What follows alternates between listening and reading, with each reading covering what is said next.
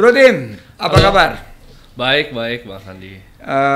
Terakhir kali saya baru cek jadwalnya Bro Tim ke sini Oktober 2020. Iya, Masih Oktober. COVID sebelum aku kena COVID itu, sebelum Iya. tugas di kementerian. Dan kita di 2021 sempat diskusi daring, Iya. kalau ingat. Terus sempat juga kita pakai Zoom. Saya lagi dalam perjalanan tuh di salah satu acara yang ribuan orang ikut itu, dan alhamdulillah tahun ini bisa ketemu lagi nih. Iya. Dan keadaan market semakin bergerak sesuai dengan pembicaraan kita, volatile, Iya. very uncertain. Dow ditutup 31.300. Jakarta Index kita ada di 6.740. Baru naik kemarin hari Jumat dikit. Ya, naik dikit ya. Tapi kalau Ya. kalau ngelihat ini kan Lumayan. edan banget ya. Jadi guys, ini kalau ngelihat year to date ini, jadi dari Januari naik peaknya 7.000, di Maret April itu 7.200, dan piu turun dalam terus recover lagi, balik lagi Ya. di bulan Mei sampai Juni, Juli jebol lagi gitu. Jebol lagi. Nah, sekarang sudah berapa valuasi investasi yang Bro Tim kelola, dan tim yang udah dibangun ini berapa banyak? Oh, maksudnya di company ya, di startup? Di company nih, karena kan waktu itu lagi bilang mau bikin startup. Ya. Berapa aset under management, dan waktu kita bertemu itu naik berapa persen dibandingkan dengan sekarang? Oke. Jadi startupnya waktu itu pas pertama kali ketemu Bang Sandi itu belum ada apa-apa. Jadi nol. Jadi startupnya Oktober sebenarnya itu? Iya, ini startup itu adtech Bang. Jadi nggak ada AUM-nya. Kita baru mau bikin reksadana nanti, kerjasama sama salah satu MI lah. Oke, jadi nanti ini masih edukasi ya? Masih edukasi. Kita waktu itu kayaknya masih nol lah pas waktu Bang Sandi, nggak ada valuasinya. Sekarang ini pertama kali di disclose aja Bang, kita nggak pernah buka, itu di 15 million sekarang. Masih udah 15 million? Iya, 15 wow, million. udah terima outside funding juga ya? Udah saya terima dengar outside ya. funding, ya. Teman saya yang invest di Iya, salah satu grup private equity. Ya, selamat.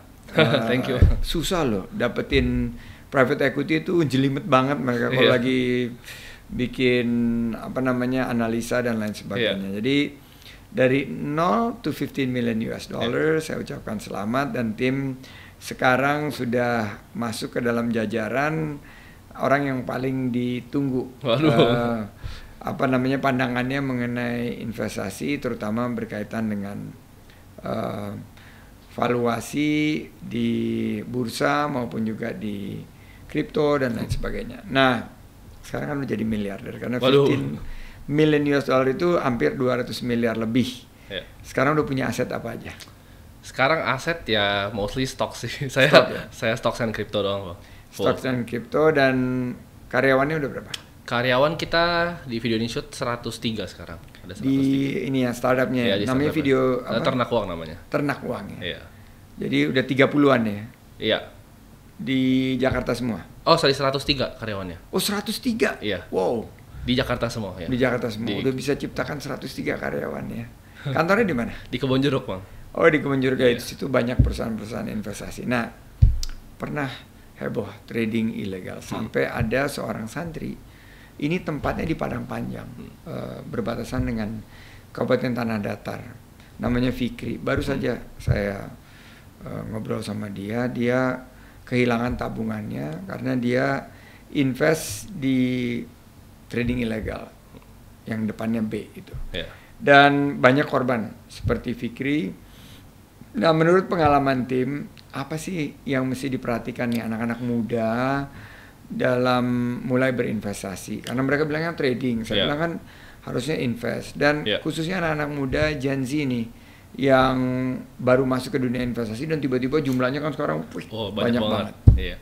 Karena lack of education sih, Bang. Jadi fondasinya itu lack of education. Mereka kepengen untuk kaya secara cepat. Tapi kan kita tahu di dunia ini kan nggak ada ibaratnya bisa kaya secara cepat. Tapi mereka ini ya FOMO mungkin, ngeliat teman-temannya bisa untung besar segala macam, mereka jadi pengen, juga pengen nih dapat uang banyak. Akhirnya coba tuh instrumen-instrumen yang terlalu high risk gitu. Misalnya kita belum punya dana darurat, belum punya insurance, langsung main ke kripto gitu kan. Langsung main ke platform-platform trading yang ilegal. Sama harus dilihat sih Bang. Jadi kita di mana gitu, diawasin nggak sama OJK? Itu terdaftar nggak sih di OJK? Kalau misalnya nggak ada ya jangan coba-coba gitu. Atau misalnya kalau komoditi ada di Bapepti atau enggak. Itu yang paling simpel sih. Jangan mau, if it's too good to be true, pasti ya gitu. Jadi dunia ini nggak ada sunshine and rainbow. If it's too good to be true, it is too good to be. Iya, karena biasa offeringnya gini Bang, mau nggak sebulan dapat uang 20% gitu kan. Saya ini tiap hari dapat WhatsApp kayak gitu loh. Hari ini keuntungan 120 juta. Iya. Hari ini saya nih seorang yang mungkin paling punya pengalaman dan asam garam di dunia investasi aja masih sering terima gitu. Gimana yang lain gitu loh. Exactly Bang. Jadi mereka tuh di offering yang menarik-menarik, kayak misalnya ada robot trading segala macam, dapat 10-20% per bulan fix gitu kan. Kan there's no such asset yang sebagus itu gitu. Nggak mungkin bisa fix return segitu. Jadi lihat benchmark-nya aja, misalnya return kan nggak semua kita bisa kontrol. Ya kita lihat aja bonds negara berapa, ya plus 1% lah target kita. Misalnya investasi nggak usah muluk-muluk, 10% a year is very good gitu. Nggak perlu 10% per month gitu. 10% per tahun. Nah Tim, pandemi sekarang masih bergejolak, baru lagi mau naik lagi, banyak yang deg-degan, tapi kelihatannya semakin terkendali. Jadi BA4, BA5 ini mudah-mudahan peaknya dalam 1-2 minggu ini, tapi tidak terlalu berdampak. Dalam situasi seperti sekarang ini, what is your dream portfolio? Dream portfolio ya? Portfolio yang ideal bagi Bro Tim saat ini seperti apa? Dan kira-kira saham-saham apa aja yang menarik? Dan kira-kira outlook 3-6 bulan ke depan seperti apa? Oke, kalau kita kan sekarang level IHSG masih di 6.700 kan, ya JCI. Saya lihatnya dalam 3 bulan ke depan, ini belum di bawah nih, karena kita lihat S&P, Dow Jones tuh turun udah hampir 30%. QQQ semua udah turun jauh banget. Indo tuh baru turun sekitar 17-20%. Which is rebound lagi kemarin 1% di penutupan di hari Jumat. Jadi saya lihatnya ini bakal drop lagi nih Bang. Mungkin bottomingnya mungkin around September, karena biasanya kita tuh ngikutin indeks luar negeri. Karena luar negeri turun 30%, kita harusnya turun around 20-30% juga, dan kita belum di sana gitu. Jadi maybe IHSG di low 6 ribuan lah harusnya. Mungkin by September, by Oktober gitu. Tapi kalau untuk saham-saham yang saya suka, kalau sekarang dream portfolio sekarang saya masih cash banyak Bang. Masih cash. Jadi I hold banyak cash, karena waktu itu kan kripto sempat turun tuh, sempat cut loss juga kripto. Jadi pegang cash lumayan besar, mau masuk buat di saham sama di kripto gitu. Kalau di saham sendiri mungkin yang menarik ya, saya masih lihat, saya masih believe yang Bang tadi bilang, Indonesia adalah negara komoditi. Jadi maybe komoditi. Saya nggak tahu nih boleh ngomong emiten di sini atau enggak, tapi salah satu emiten komoditi yang fokusnya di green aluminium. Boleh ngomongin. Kita bebas. Buat saya, karena ada benturan kepentingan, saya perlu garis bawahi bahwa apa yang saya sampaikan atau dengar dari tim ini bukan merupakan endorsement atau saran investasi, tapi lebih ke pembahasan untuk peningkatan wawasan dari para investor atau calon investor. Kalau saya tuh mungkin agak agresif sih Bang, jadi mungkin udah sedikit berbeda dari 2 tahun lalu. Di sini kan saya portfolio masih lumayan banyak tuh isinya. Kalau sekarang saya mungkin lebih, ini nggak disarankan sih, tapi saya sukanya 1 atau 2 saham aja Bang. Jadi yang very high conviction, taruh banyak uang, dan kayaknya hasilnya untuk saya selama 2 tahun ini lebih bagus kayak gitu Bang gitu.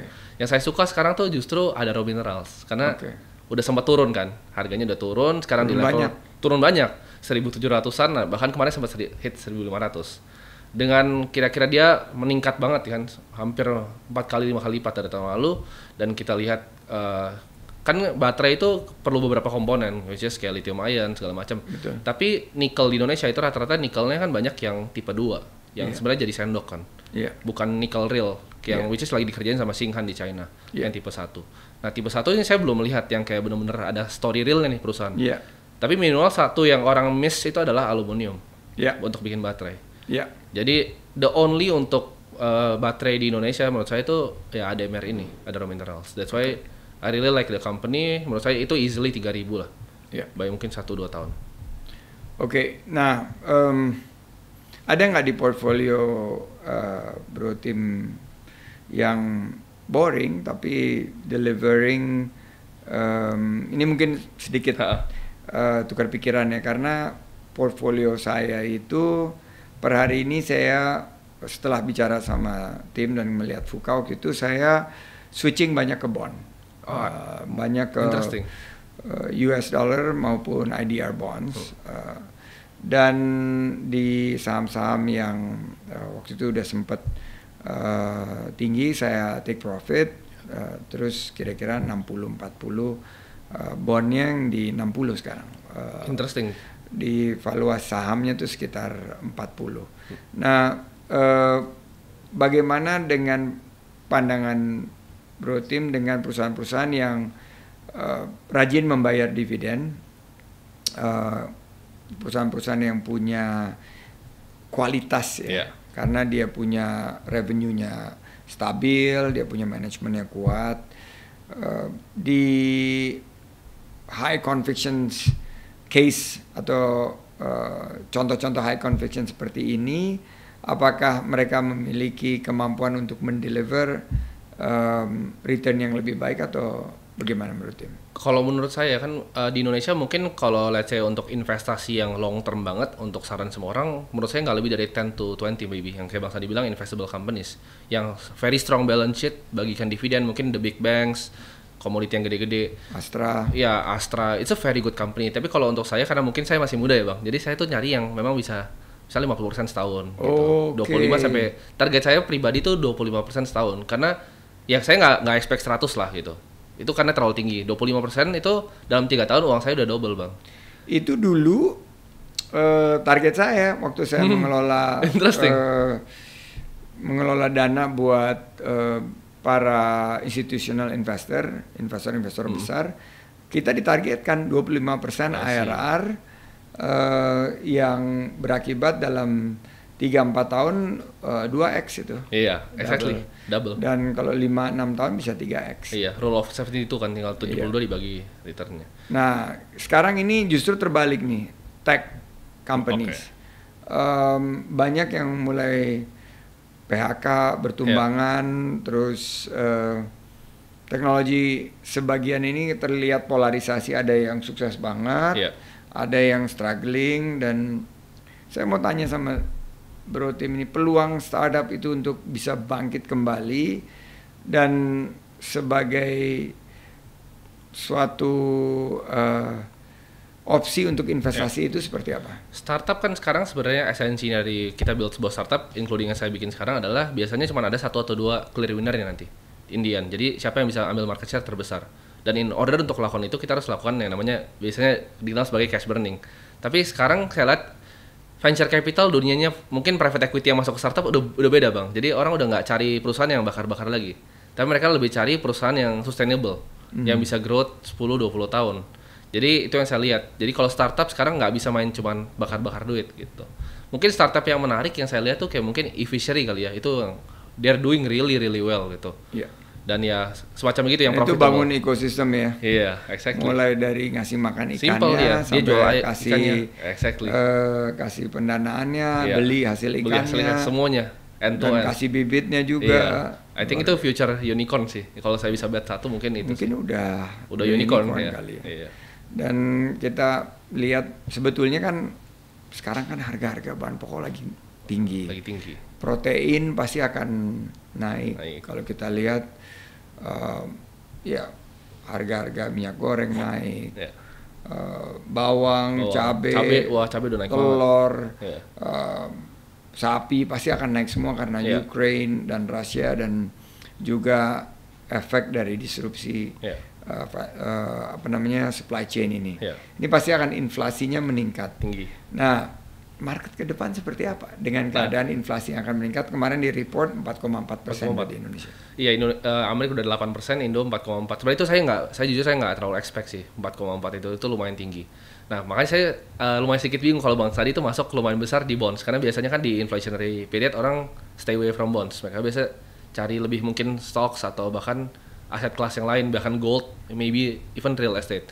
Tapi saya lihat inflation yang tinggi itu sebenarnya berbahaya Bang, karena ini banyak masyarakat awam yang kita tuh nggak ngerti gitu tentang inflasi. Jadi basically buat yang mungkin masih awam, inflasi itu kalau kita beli barang ya tahun depan tuh harganya beda uang kita gitu. Misalnya kita 1 juta inflasi 4%, itu jadi 900-an ribu gitu.